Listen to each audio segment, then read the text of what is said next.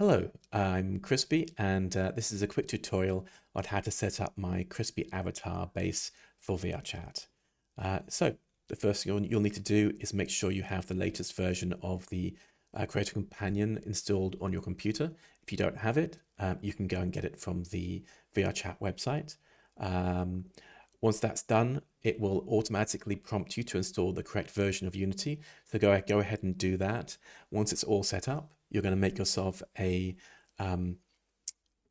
project for your avatar. I think it needs to be the 2022 version project. So just select that and get it set up. It will take a couple of minutes to build an empty project.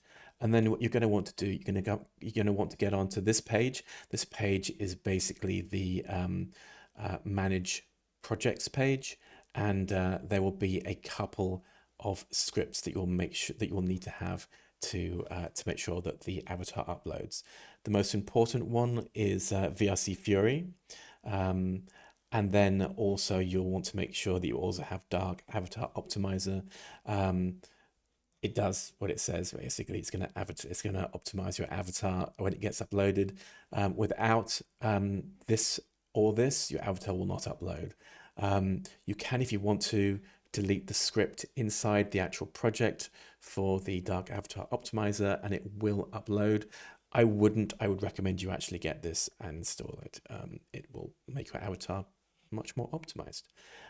There are a couple of other scripts that I have, which I think are important for people who want to test. So for example, the gesture manager is a perfect tool for testing your avatar actually in Unity rather than uploading it. It just makes it much easier to check that you've not made any errors before you do your final upload.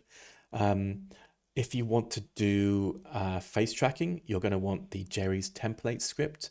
Again,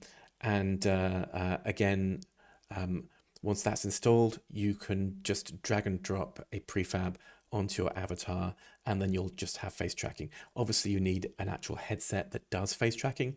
So things like the Quest Pro, is a common one. There's a couple of other